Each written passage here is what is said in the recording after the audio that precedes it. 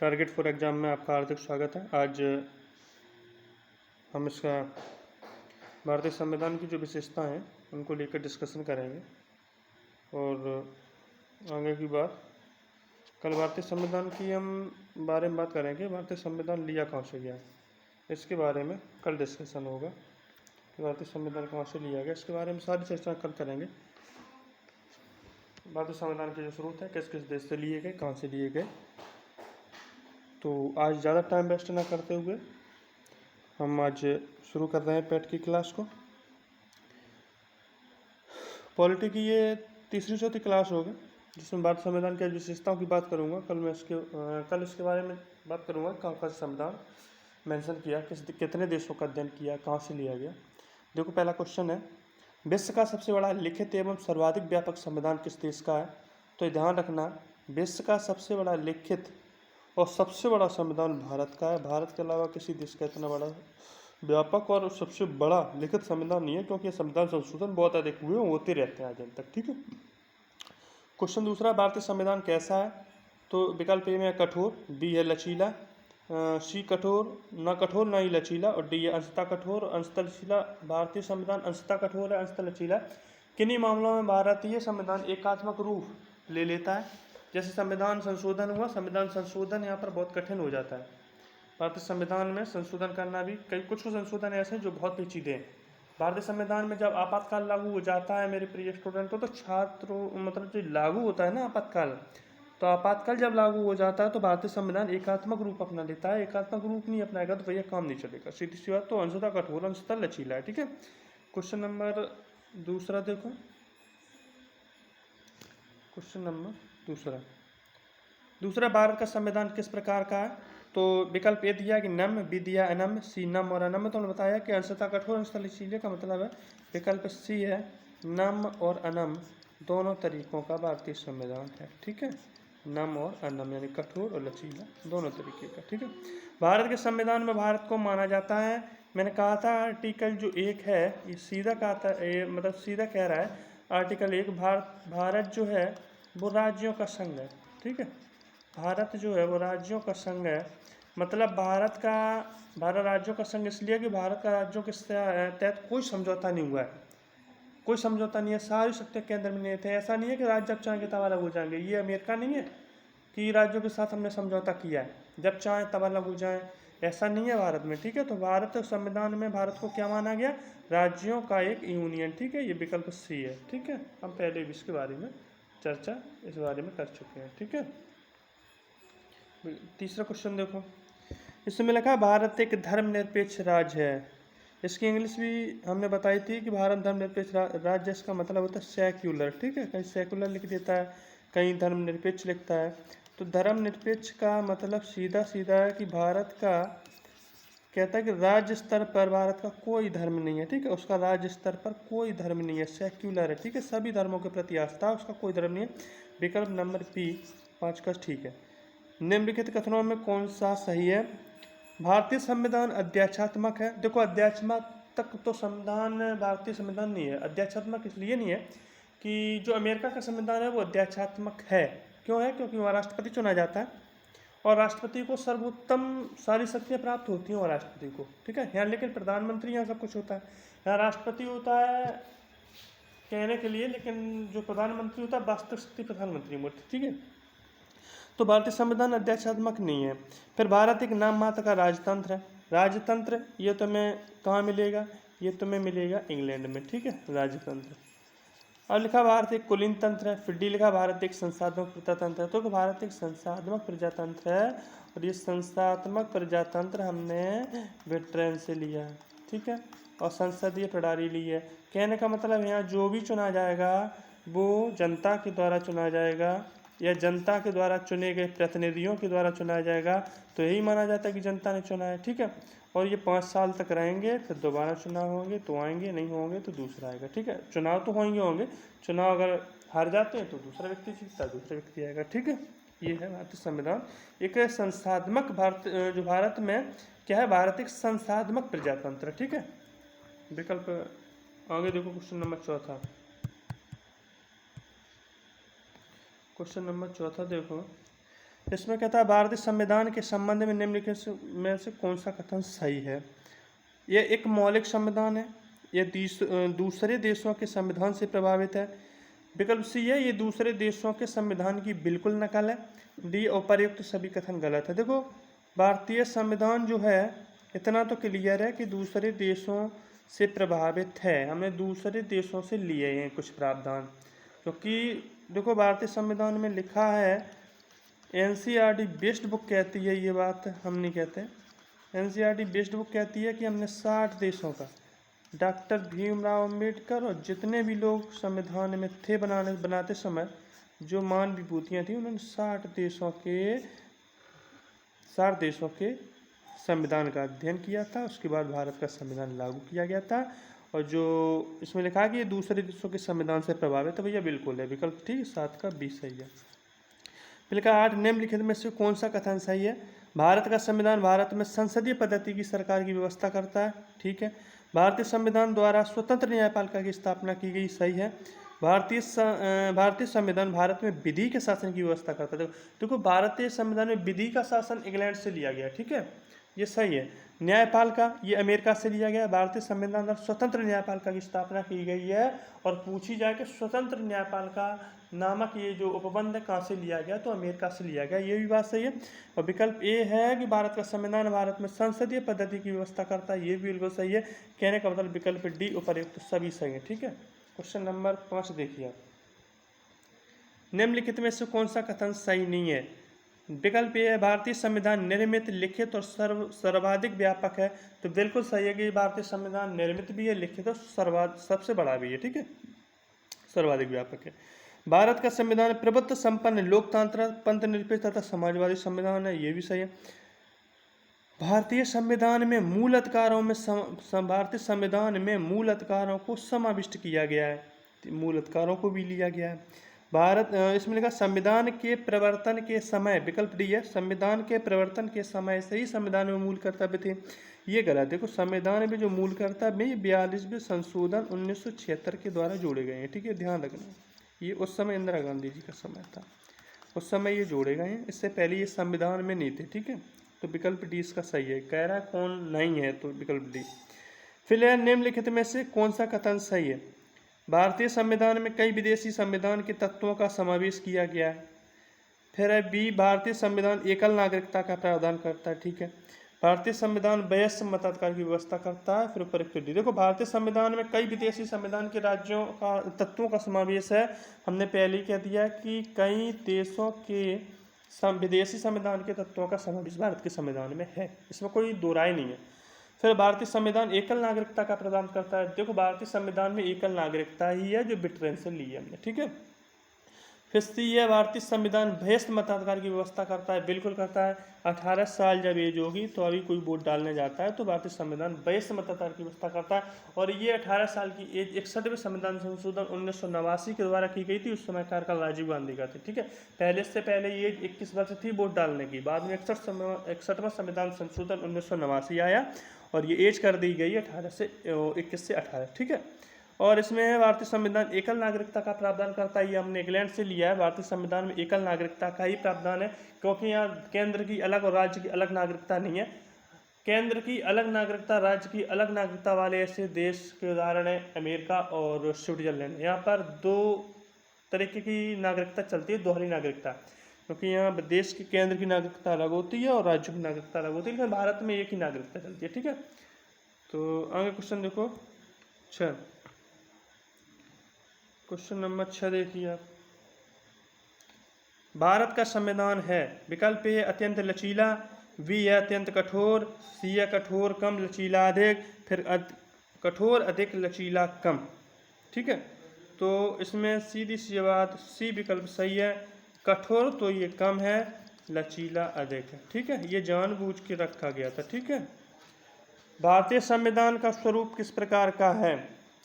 तो देखो भारतीय संविधान विकल्प ए में एकात्मक दिया है, फिर पूर्णतः संघात्मक दिया है, फिर सी में दिया संरचना में संघात्मक, भावना में एकात्मक, फिर डी में दिया है कि भावना में संघात्मक, संरचना में एकात्मक। विकल्प सी देखो संरचना में संज्ञात्मक है और भावना में एकात्मक है। क्यों है, इसकी अंग PDF लगवाई, पूरा समझाएंगे, ठीक है। क्वेश्चन नंबर 7 पे चलो। भारतीय संविधान भावना में एकात्मक है क्योंकि विकल्प ए केवल संसद को संवैधानिक संशोधन प्रक्रिया प्रारंभ करने का अधिकार है। बिल्कुल बात सही है, ठीक है। केवल संसद को संवैधानिक संशोधन प्रक्रिया आरंभ करने का अधिकार है, सही बात है। बी में है कि कुछ स्थितियों में संसद को राज्य के लिए कानून बनाने का अधिकार है। 3 प्रकार की सूचियों का वर्णन होगा, पढ़ा भी होगा, राज्य सूची, केंद्र सूची, समवर्ती सूची। राज्य सूची में बनाए गए नियमों पर राज्य ही नियम बना सकता है, और केंद्र जो दिया है, केंद्र सूची दी है, उसमें केंद्र ही सिर्फ नियम बना सकता है, उसमें राज्य को तो कोई मतलब नहीं है, सत्य ही नहीं है। समवर्ती सूची में देखो, समवर्ती सूची क्या होती है, समवर्ती सूची में केंद्र और राज्य दोनों बनाते हैं, लेकिन बशर्ते इस बात का बेटा बहुत ध्यान रखना, अगर राष्ट्रीय महत्व का मामला फंस गया, राष्ट्रीय महत्व का मामला अगर फंसा तो संशोधन या कोई रूल केंद्र ही बनाएगा, राज्य का बना बनाया नियम अपने आप खत्म हो जाएगा और राज्य में इंटरफेयर भी नहीं करेगा, ठीक है। इतना पावर है संघ को, इसीलिए भारतीय संघ या भारतीय केंद्र हमारा एकात्मक है। कुछ लक्षणों में भारतीय संविधान एकात्मक है, ठीक है। तो ये तीनों संहियों पर, एक तो सभी, केवल संसद को ही संविधान संशोधन प्रक्रिया का आरंभ करने का अधिकार है, और कुछ स्थितियों में संसद को राज्य के लिए कानून बनाने का अधिकार है, और अखिल भारतीय सेवाओं के कारण, अखिल भारतीय सेवाओं के कारण भी केंद्र निर्धारित करता है, केंद्र में राज्यसभा, ठीक है, ध्यान रखना। इसलिए कहा गया कि भारतीय संविधान में भावना में एकात्मक है, ठीक है। और एकात्मक क्यों है हमने बता भी दिया, और अभी सारे हम PDF एकात्मक की बता देंगे क्यों एकात्मक है। भारतीय संविधान के संदर्भ में कहा जाता है कि यह है मौलिक संविधान है, वकीलों का स्वर्ग है, विकासशील संविधान है, तानाशाही संविधान है। देखो, संविधान जो अपना बना है, इस संविधान की भाषा है जटिल, समझने का प्रयास करना। इस संविधान में बहुत कठिन जटिल शब्दों का प्रयोग किया गया है। इन कठिन जटिल शब्दों को पढ़ा लिखा अत्यंत बहुत ज़्यादा पढ़ा लिखा व्यक्ति, कुछ लोग नहीं अर्थ निकाल पाते शब्दों का, और हमारे यहाँ का किसान और हमारे यहाँ का अशिक्षित आदमी वही संविधान के बारे में क्या जानेगा, और बहुत हार्ड शब्द डाले हैं। तो जो हार्ड शब्द डाले हैं उनकी व्याख्या कुछ अच्छे लोग नहीं कर पाए, इसलिए कुछ जटिल शब्दों के कारण ही ये वकीलों का स्वर्ग है, ठीक है। भारतीय संविधान में जो जटिल शब्द डाले गए हैं, इसीलिए कहा गया कि भारतीय संविधान के संदर्भ में कहा जाता है कि ये भी ध्यान रखना 14 का, ये वकीलों का स्वर्ग है, क्योंकि वकील ही वकालत करके इसको समझाते हैं। कुछ शब्द ऐसे होते हैं जो वो ही समझ सकते हैं, ठीक है। समझने को तो और पढ़ा लिखा व्यक्ति समझ सकता है, लेकिन कहा गया, ठीक है, जटिल शब्दों के कारण वकीलों का स्वर्ग है। भारतीय संविधान पर सबसे अधिक प्रभाव किसका पड़ा है? भारत सरकार अधिनियम 1935 का, बी में लिखा है ब्रिटेन के संविधान का, सी लिखा है संयुक्त राज्य अमेरिका के संविधान का, डी लिखा कनाडा के संविधान का। तो भारतीय संविधान पर सबसे अधिक प्रभाव भारतीय सरकार अधिनियम 1935 का है, ये बात ध्यान रखना। ब्रिटेन के संविधान से एकल नागरिकता और संसदीय प्रणाली आदि तत्व लिए गए हैं। संयुक्त राज्य अमेरिका से मौलिक अधिकार, न्यायालय, सर्वोच्च न्यायालय की प्राथमिकता, न्यायिक पुनर्वलोकन, मौलिक अधिकार, काफ़ी चीज़ें ली हैं। कनाडा संविधान केंद्र की शक्तियाँ आदि पावर बताई गई हैं, सब बताएंगे हम, ठीक है। तो भारतीय संविधान पर अगर प्रभाव पूछता है तो ध्यान रखना कि भारत सरकार अधिनियम 1935 का सबसे ज़्यादा प्रभाव भारत के संविधान पे है, ठीक है। क्वेश्चन नंबर 9, निम्नलिखित में से यह किससे निर्धारित होता है कि भारत का संविधान परिसंघीय है? देखो, संविधान विकल्प ए है, संविधान लिखित और अनम्य है, ठीक है। भारतीय संविधान लिखित तो है लेकिन अनम्य और नम्य दोनों है। न्यायपालिका स्वतंत्र है, बिल्कुल स्वतंत्र है। केंद्र एवं राज्य के बीच शक्तियों का वितरण है, बिल्कुल है। अपशिष्ट शक्तियों का केंद्र में निहित होना, डी विकल्प से। ये अपशिष्ट शक्तियाँ जो हैं वो केंद्र में निहित है। ये परसंघीय बताया है, किसी ने कहा इसको परसंघीय है, कोई फेडरल विकार संघीय होता है, काफ़ी चर्चा हुई इस पर। SR मुंबई बनाम भारत संघ के मैटर में भी इसकी काफ़ी चर्चा की गई है। लेकिन अपशिष्ट कुछ शक्तियाँ ऐसी हैं जो केंद्र में ही निहित हैं, इसलिए इसको परसंघीय भी कह दिया, ठीक है। भारत में प्रजातंत्र इस तथ्य पे आधारित है कि विकल्प ए संविधान लिखित है, वहाँ मौलिक अधिकार प्रदान किए गए हैं, बी विकल्प है। सी है जनता से सरकारों को चुनने तथा बदलने का अधिकार प्राप्त है, और डी है यहाँ राज्य के नीति निर्देशक तथ्य हैं। तो देखो हमने कई बार बताया प्रजातंत्र डेमोक्रेटिक क्या होता है, तो जनता से सरकारों को चुनने तथा बदलने का अधिकार प्राप्त है, ठीक है। और जनता जिस प्रतिनिधि को चुनती है वही सरकार चलाते हैं, तो ये माना जाता है कि जनता ही सरकार चलाती है। तो जनता की इच्छा थी कि इस प्रतिनिधि को चुना जाए और यही सरकार चलाए, तो सीधी सी बात लोकतंत्र होगी। भारतीय संविधान में है भैया 350 से अधिक आर्टिकल, लेकिन अब तो हो गए होंगे 400 से अधिक आर्टिकल, ठीक है। अगला देखो क्वेश्चन, भारतीय संविधान के बृहद होने का कारण। भारतीय संविधान का बृहद का मतलब है, कुछ लोग नहीं समझ पाए तो लिखो बड़े होने का कारण, ठीक है। भारतीय संविधान के बड़ा होने का कारण, ठीक है। इसके अनेक संविधानों के अनुभव समाविष्ट हैं। इसमें विस्तृत प्रकाशीय प्रावधान है। यह एक बड़े देश के शासन से संबंधित है। इसमें संघ तथा राज्य दोनों सरकारों का संविधान है। क्या करेंगे इसमें, भारतीय संविधान के बृहद होने का कारण बताओ भाई। भारतीय संविधान के बृहद होने के कारण बताओ, तब तक और चीज़ बताते हैं हम तुमको। भारतीय संविधान के वैध होने का कारण, जिसमें संघ तथा राज्य दोनों सरकारों का। देखो राज्य का कोई संविधान नहीं है, एक बड़े यहाँ देखो सी है, एक बड़े देश के शासन से संबंधित है, ठीक है। 11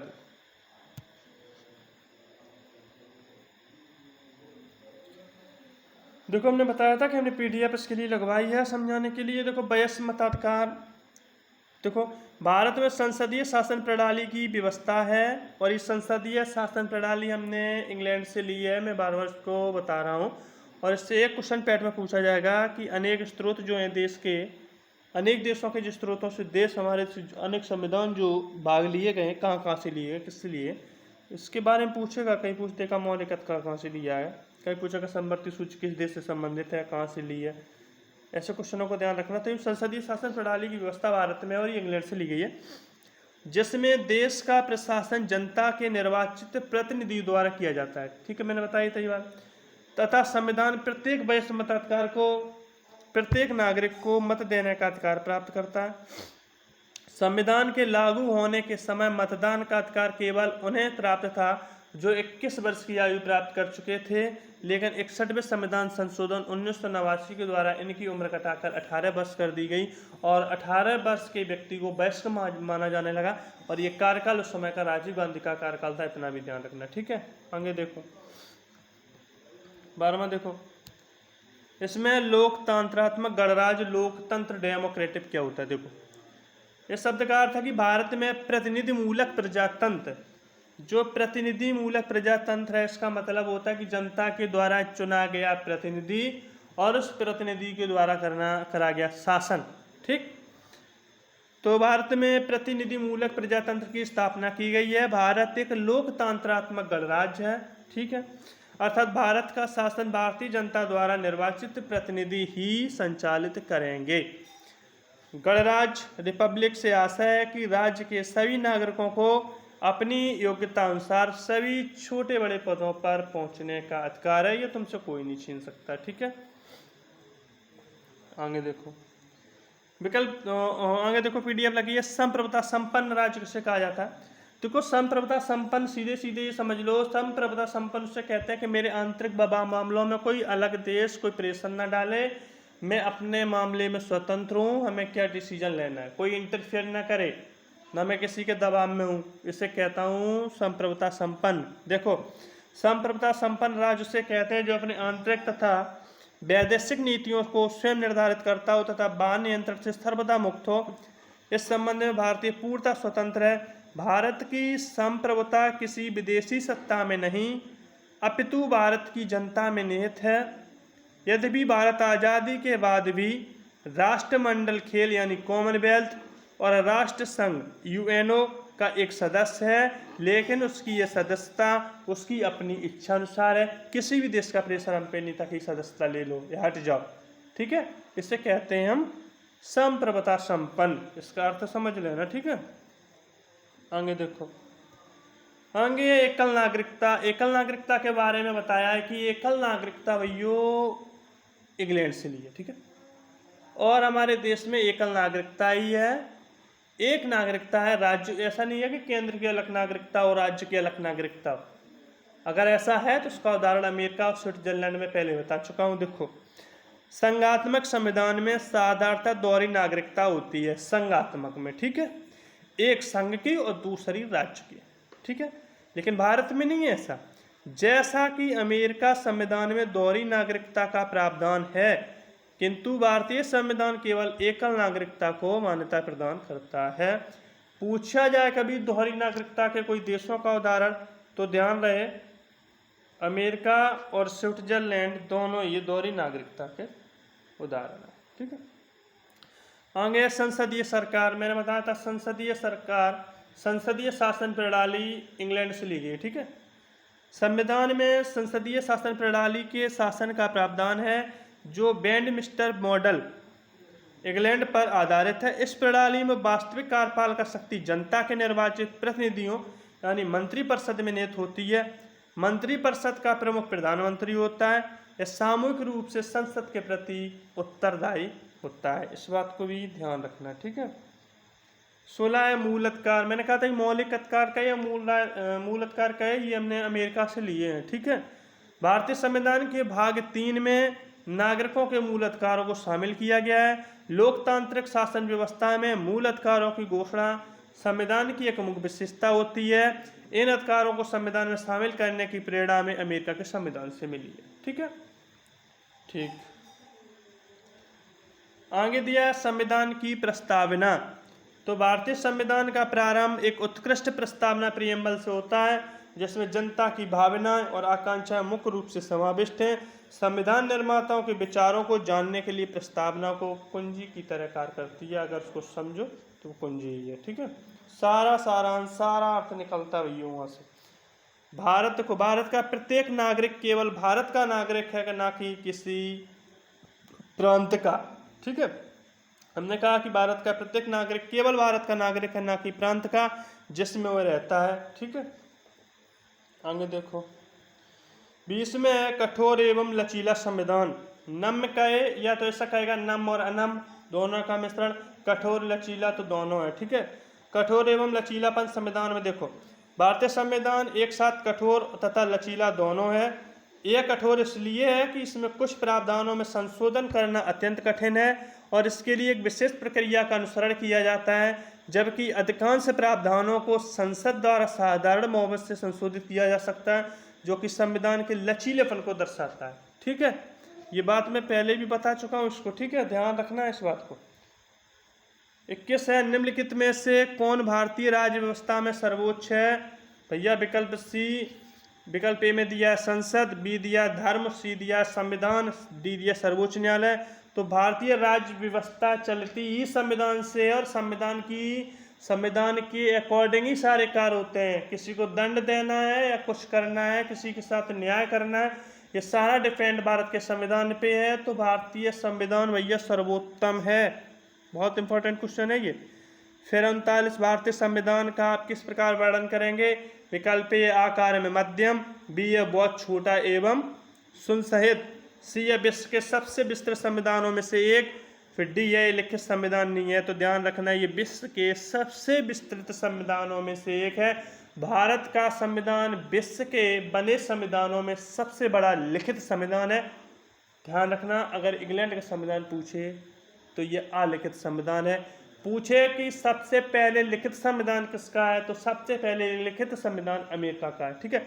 सबसे बड़ा संविधान और लिखित संविधान भारत का है, ठीक है, क्योंकि संविधान संशोधन भी यहाँ ताबड़तोड़ हुए हैं और होते ही रहते, ठीक है।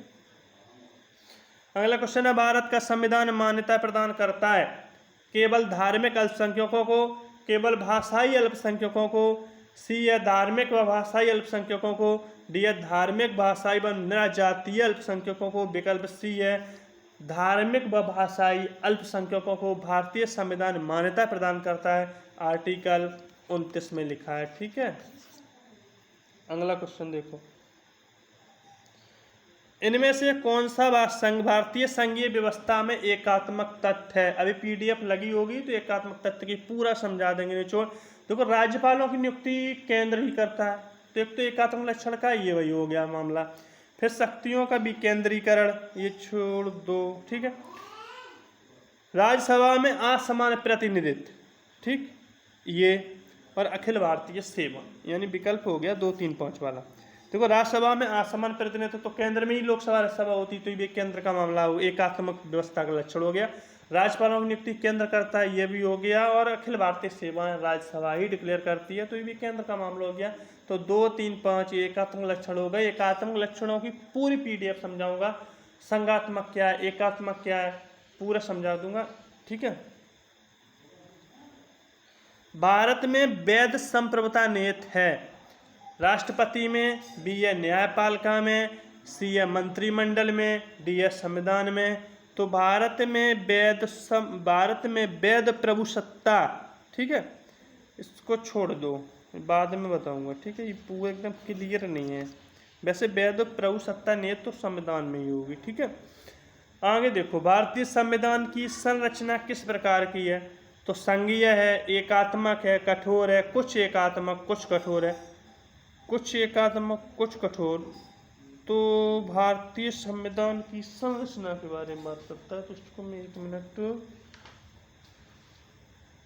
28 क्वेश्चन है ना, आगे देख लो, तक क्लियर करता हूँ इस बात को। संविधान की संरचना पूछा है, अगली पीडीएफ एकात्मक लक्षणों की लगी नहीं है ना, लगवा देते तो ज़्यादा सही रहता। भारतीय संविधान की संरचना,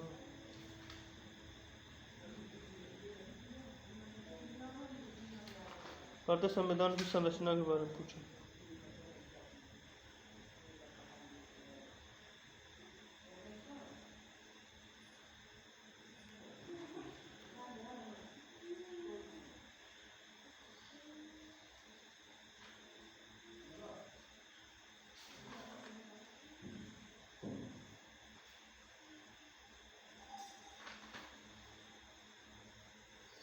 हेलो यार, सर्वर का बड़ा इशू है।